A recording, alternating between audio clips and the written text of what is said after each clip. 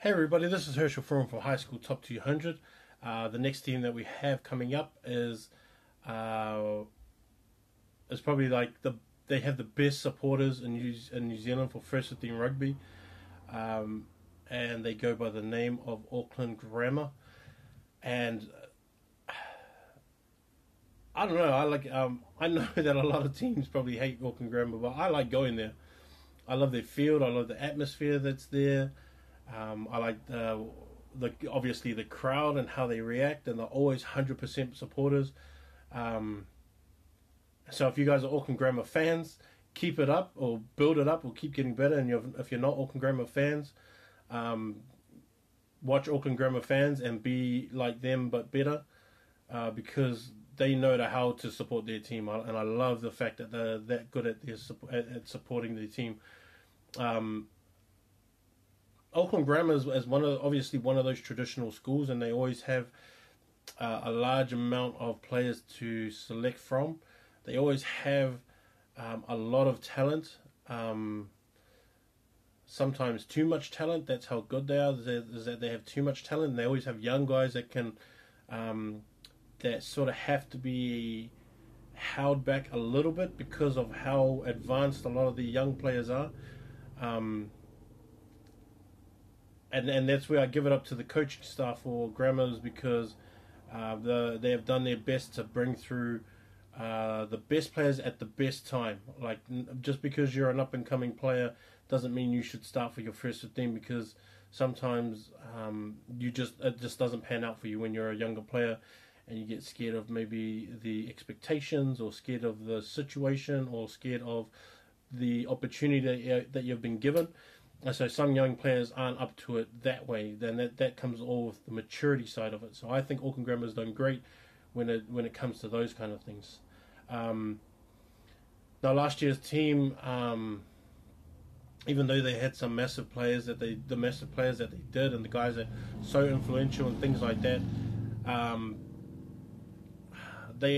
I think to Auckland Grammar standards, they kind of underperformed.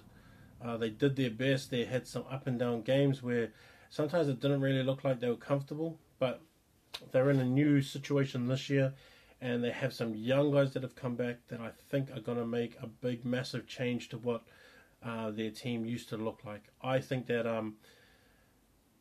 these fellas that are there now, I think they're future leaders, and I think they have a couple of future New Zealand secondary schools players for next year, and I'm talking next year. Sola Mao is probably the prop that I would look to as a New Zealand secondary school player in the making. The path that he is on now, he is a very good leader for a young player. He's a really tall guy. He's big. He's technically really strong as well. His body, he's got the size. He doesn't have the weight room strength yet, or like the man strength yet, but that's just going to kick in with his age. So we'll start seeing it this year and even next year for sure. But just the way that he plays, and he's basically started every single game as a year 11 player. And so I give it up to him, and he's a guy that you should really watch out for over the next 2 years. And I'm picking him early as a New Zealand secondary school player, but probably most likely for next year. This year maybe not. I think he'll maybe have a shot depending on how he goes, but you never know. And like he's one of the, like, there's about five props who are all year 12, all kind of ahead of their time and all in the same situation as Sola. So next year, with all these guys coming through, we're going to have another year of really strong props, probably led by him. I wouldn't be surprised if he's going to be the best prop in the country next year. The other guy that I've been looking at a lot, and it's actually this loose trio as well. I think Tovo Faleafa is coming back. I think so. I got to check that up, but I think he's young enough. But I'm not too sure. I'm not 100% sure if he's back. I think if he's back, he'll probably be the captain, and he's going to be a massive asset to their team. Oliver Parkinson is the guy that I'm looking out for. an open side, and I want to see how he does. I saw him in some rep games. That was pretty cool to see him play, and I thought, yeah, this could look like he's got something. Jeffrey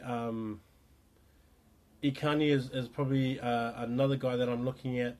Such a big, strong dude, and I actually thought he was a year 13. I was thinking, where the hell did this guy pop out of? And then some parents from Auckland Grammar said, oh, no, he's only a new kid. He's only young. He's only year 11. I was thinking, oh, crap, this kid's huge.